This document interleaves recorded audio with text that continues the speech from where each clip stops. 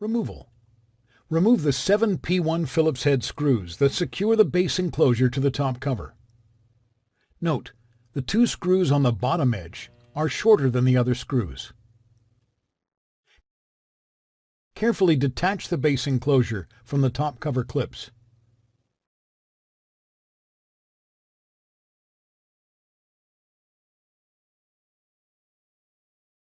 Remove the base enclosure. Replacement. Place the base enclosure on the top cover and align it to its securing clips. Press down firmly to reattach the base enclosure to the top cover.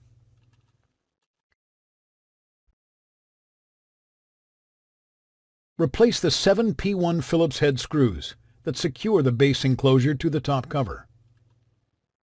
Note, the 2 screws on the bottom edge are shorter than the other screws.